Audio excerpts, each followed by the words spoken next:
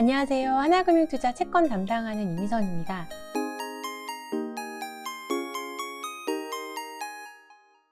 최근에 인플레이션에 대한 우려들, 그리고 인플레이션이 이번에 일시적일 것인지 아니면 이것이 좀 구조적인 변화가 될 것인지 의견들이 또 실제로 많이 나눠지고 있는 상황입니다. 그래서 이번 시간에는 인플레이션에 대한 부분에 대해서 좀 말씀을 드리려고 합니다. 이번 인플레이션이 이제 작년에 어떤 낮았던 물가에 의한 어떤 기저효과에 의한 일시적인 현상일 것인가, 아니면은 좀 더 장기적으로 이어질 수 있는 물가 상승일 것인가 라는 부분을 판단하는 게 중요할 텐데요. 왜냐하면 그에 따라서 앞으로 전반적인 금리의 수준, 이런 것들도 이제 달라질 수 있기 때문입니다. 먼저 구조적으로 물가를 낮게 유지시키는 요인들이 있습니다. 그리고 이러한 부분들은 앞으로도 뭐 계속 그렇게 작용을 할 걸로 보이는데요.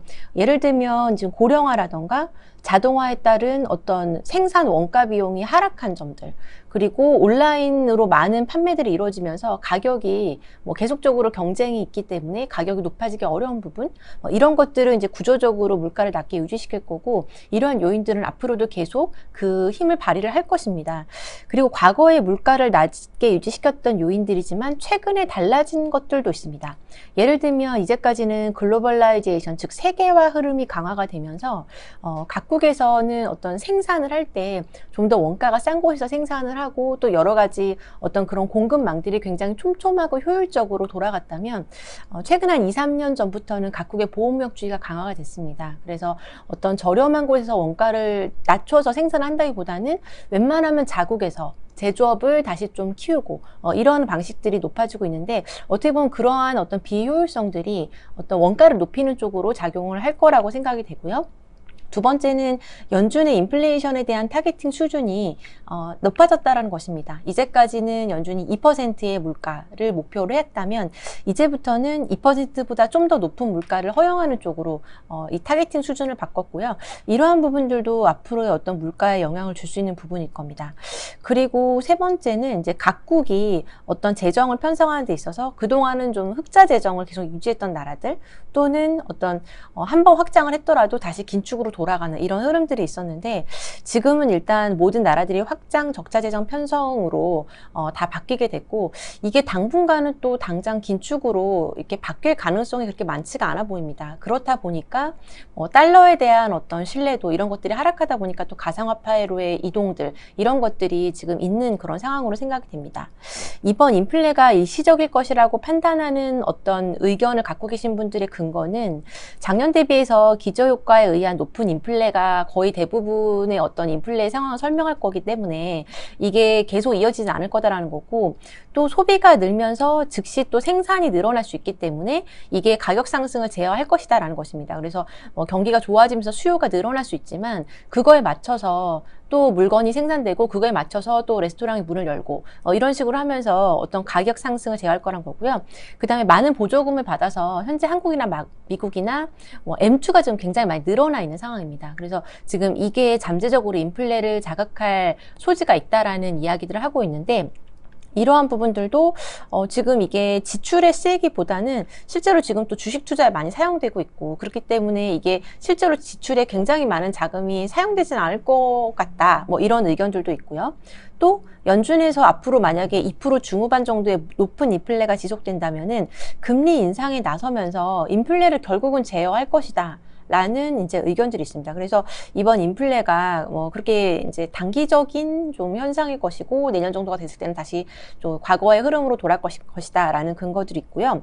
그 다음에 이번 인플레를 좀 장기적이고 구조적인 변화로 보는 쪽의 근거들은 좀 정책과 관련된 것들입니다. 예를 들면 지금 미국에서 친환경 정책으로의 정책 전환들이 이루어지고 있습니다.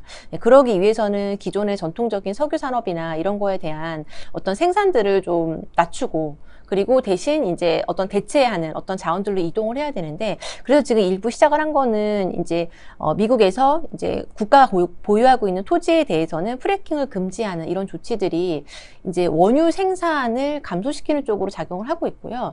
이게 큰 정책의 변화라고 한다면 사실 이게 단기간으로만 이제 될 것 같진 않고, 좀 긴 기간 동안 이쪽에 대한 공급을 제어할 가능성이 높다라는 이제 우려들이 있습니다. 그리고 이제 연준에서 인플레에 대한 목표 자체를 아예 바꿨다라는 점, 그래서 앞으로 인플레가 좀 나타날 소지가 있는데 예전 같았으면은 2%라는 인플레이션 목표를 가지고서 금리를 인상한다거나 유동성을 흡수하는 정책을 통해서 물가가 2% 이상으로 못 올라가도록 제어를 했다면 이제부터는 어떤 제어하는 수준 자체가 높아졌기 때문에 이제 높아진 인플레가 그냥 노멀한 상황이 될 것이다 라는 예상입니다. 그리고 이제 각국의 적자 재정, 편성, 확장 재정 기조 이런 것들이 이번 코로나 대응에 있어서만 일시적인 거였다면은 아마 다음에 긴축으로 다시 바꾸면서 물가 상승 압력을 제어하는 쪽으로 변화할 수 있을 것인데요. 만약에 이 부분이 계속 장기적으로 계속 이어진다고 한다면 통화 가치 하락에 따른 인플레이션의 압력이 이어질 수 있다는 겁니다. 그래서 인플레가 좀 장기적이고 구조적으로 나타날 수 있다라고 보는 쪽의 근거는 대부분 어떤 정책의 변화 그리고 어떤 큰 정부주의와 정부의 지출이 아주 구조적으로 그냥 늘어나는 쪽으로 바뀐 것 같다라는 이런 쪽에 좀 더 포커스를 맞추고 있습니다. 이번에 연준이 인플레이션 목표를 이제 바꾼 부분에 대해서 이미 작년 8월에 연준에서 이제 잭슨홀 미팅을 통해서 이 부분을 발표를 했는데 저희가 다시 한번 좀 복기를 해보면 이전에 연준이 인플레이션 타겟팅으로 삼았던 것은 지금 보시는 빨간 선입니다. 매년 2%씩 물가가 올라간다고 했을 때 어떤 물가의 어떤 가격 인덱스는 이런 식으로 이제 쭉 올라가게 됩니다. 근데 실제로 이 물가가 늘 2%씩 상승하는 건 아니었고 과거에 보면 평균적으로 미국 물가가 1.8에서 1.9 정도에서 상승을 해왔습니다. 그래서 실제로 뭐 이런 식으로 이렇게 가게 되는 것이죠. 그래서 못 미치는 이런 흐름이 나오고 이후에 다시 또 2% 물가를 추구하면서 가다 보면 다시 또 이렇게 올라가고 그런데 여기서 또 만약에 2% 물가가 또 안 나오게 되면 더 낮게 되면 또 이렇게 흘러내리는 모양이 나오게 됩니다. 근데 이제 어쨌든 계속 2% 물가를 맞추면서 가다 보니 이전에 잃어버렸던 부분에 대해서는 계속 상실된 채로 그냥 가게 되는 것이죠. 그래서 계속 이렇게 왔고 그렇기 때문에 이제 전체적으로 기대 인플레 자체도 높아지기 어려워졌다라는 평가를 지금 받고 있습니다. 그래서 연준이 바꾸려고 하는 부분은 이렇게 한번 일시적인 2% 이하의 인플레이션이 발생을 했다면 그 이후에는 이 기존의 경로로 복귀시키기 위해서 2%보다 좀 더 높은 기울기가 필요하겠죠. 예, 이런 어떤 인플레이션으로 바꿔보겠다라는 것입니다. 실제로 미국의 이제까지의 어떤 개인 소비 지출 물가를 한번 보면 이제 연준이 주목하는 물가 지표 중에 하나인데요. 지금 보시는 파란 선처럼 뭐 이런 식의 흐름을 보였습니다. 시간이 갈수록 기존의 2% 물가 경로와 대비해서는 계속 갭이 벌어지는 상태로 가는 것이죠. 예, 이런 식의 어떤 상황들이 2012년부터 2020년까지 8년 동안 지속이 됐고, 뭐 이런 상황 속에서 일반적인 사람들이 물가에 대해 가질 수 있는 기대는 물가는 뭐 이제까지도 별로 안 높아졌고 앞으로도 별로 안 높아질 것 같다라는 생각을 이제 자연스럽게 갖게 되는 부분입니다. 그래서 연준이 이제 바꾸려고 하는 거는 기존의 경로로 회복을 시키겠다. 그 기간이 이제 길 수도 있고 짧을 수도 있는데 이 갭을 완전 줄여보겠다. 이제 갭을 아예 이제 없애는 쪽으로 가보겠다는 겁니다. 그러면 이렇게 갭을 줄이는 데 있어서 필요한 인플레이션의 높이라는 것이 어느 정도가 필요할까? 예, 지금 보시는 차트들은 작년 10월에 세인트루이스 그 연은에서 발표된 자료에 있는 차트를 가져온 겁니다. 그래서 예를 들면 지금 녹색 점선과 같이 2023년 12월까지 2% 물가로 복귀를 하려면 이 정도의 상당히 높은 물가가 이제 매년 필요하게 됩니다. 3% 넘는 물가가 필요하고요. 그 다음에 빨간 점선처럼 좀 상당히 긴 기간, 여기서는 2026년 12월로 잡았는데요. 이때까지 어떤 이거를 회복시키기 위해서는 뭐 연간 이 정도의 물가, 2% 후반 정도의 물가가 필요하게 됩니다. 그래서 연준이 실제로 어느 정도의 기간을 목표로 해서 2% 물가를 맞출 것인지에 대해서는 공식적으로 밝힌 바가 없기 때문에 저희가 예측을 하기는 어려운데 결국 이것이 기간에 달린 문제가 되고, 근데 이 기간이 길던지 짧던지 간에 과거에 우리가 봐왔던 2% 또는 2%를 약간 하회해왔던 어떤 이러한 물가 수준보다는 평균적으로 인플레 수준이 높아질 가능성이 이제 있다라는 것입니다. 네, 그래서 이제 연준의 목표가 이렇게 좀 바뀐 부분이 있고요. 예전에는 연준이 이렇게 어떤 인플레이션에 대해서 오버슈팅하는 전략, 고압 경제, 그래서 인플레이션이 좀 높아지는 거를 좀 허용하면서 가자라는 정책에 대해서 시장이 사실 그렇게 많이 주목을 하진 않았습니다. 주목하지 않았던 이유는 실제로 이제 보셨던 것처럼 물가 상승 자체가 그렇게 강하지 않았기 때문입니다. 때문입니다. 그래서 실제로 뭐 허용할 만큼의 높은 물가가 없었기 때문에 이런 어떤 연준에서의 목표 변화가 큰 의미를 갖지 못했습니다. 근데 지금은 이제 저희가 모두 이제 목도하고 있는 것처럼 이제 원자재 가격 상승이 있고 이게 조만간 시차를 두고서 실제 우리의 어떤 소비자 물가에 영향을 주게 될 걸로 생각이 되고요. 그다음에 지금처럼 어떤 적자 재정 기조가 계속적으로 이어진다고 한다면 통화 가치 하락에 따른 어떤 물가 상승 이런 것들이 이어질 수 있습니다.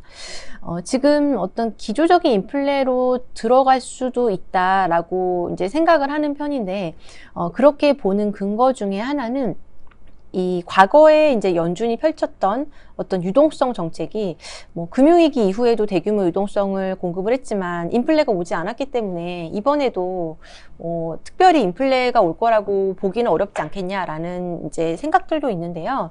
일단 연준이 펼쳤던 정책들은 이렇게 연준이 대규모 자산 매입을 하면서 금융기관들에게 유동성 공급하고 실질적으로 자산 가격을 많이 높이는 쪽으로 작용을 했는데요.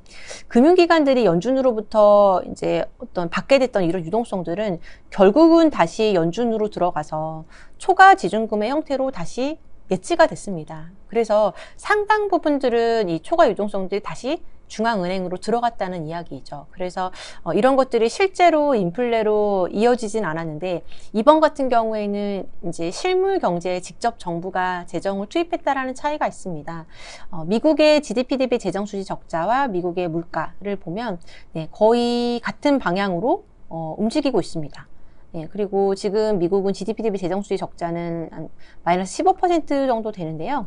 지금 1940년대 이후로 가장 높은 수준입니다. 그리고 현재로서는 이제 뭐 바이든 행정부가 앞으로 또 인프라 투자에 대한 계획도 갖고 있고, 당장 지금 어떤 확장 재정 정책 기조 자체를 바꾸기까지는 시간이 좀 걸릴 가능성이 있어 보입니다. 그래서 이러한 기조가 계속 이어진다고 한다면 자연스럽게 물가도 그와 함께 끌려 올라올 가능성이 좀 더 높아지지 않았나라는 생각이고요. 한국도 마찬가지로 GDP 대비 재정수지 적자와 한국의 소비자 물가 상승률을 보면 이번에 우리가 재정수지 적자가 GDP 대비해서 마이너스 4%를 좀 상회하고 있고 IMF 때보다도 높은 정도의 적자 재정이 편성되었습니다. 그래서 지금 한국도 마찬가지로 어떤 정부에서의 어떤 적자 재정 편성과 물가 상승률은 거의 비슷한 방향으로 움직입니다. 그래서 우리도 이 기조가 일시적이라면 물가 상승이 일시적이겠지만 이게 장기적으로 이어진다면 당연히 이제 인플레에 대한 압력이 조금 더 길어질 가능성이 높다라고 보는 것이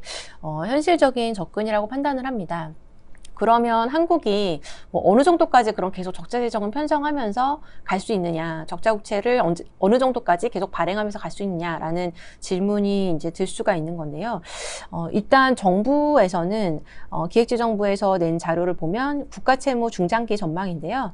2024년이 됐을 때 GDP 대비 부채 비율은 한 60% 정도까지 높아질 것이다라는 전망을 갖고 있습니다. 그래서 일단 이러한 어떤 공감대가 정부 안에 형성이 되어 있는 걸로 봐서는 좀 확장적인 재정정책 기조가 이제 이어질 가능성이 있고, 이거를 정부는 어쨌든 추진해 나가려고 하는 의지가 있다라는 걸 저희가 알 수가 있고요.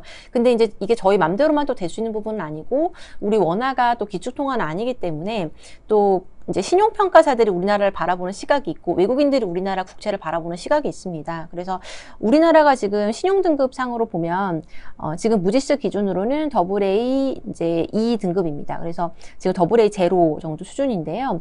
지금 보시는 막대 그래프는 GDP 대비 정부 부채입니다. 2013년, 2017년 그리고 올해 예상되는 부채 비율인데 지금 우리보다 신용등급이 높은 나라들이 지금 여기 AA1로 되어 있는 나라들입니다. 이 나라들은 일단 기축통화를 사용하는 나라들이 대부분이고요. 그래서 뭐 부채 비율이 뭐 100%를 넘고 있습니다. 그래서 상당히 높은 부채 비율이고, 여기에 비하면 한국은 뭐 48% 정도 지금 올해 예상이 되니까 그렇게 높은 수준은 아닌데, 우리랑 등급이 같으면서 기축통화가 아닌 나라가 아랍에미레이트, 그리고 우리보다 신용등급이 한 단계 낮은 나라가 체코랑 대만이 있습니다. 근데 이 나라들 중에서는 한국이 현재로서는 가장 높은 부채 비율을 가지고 있고요.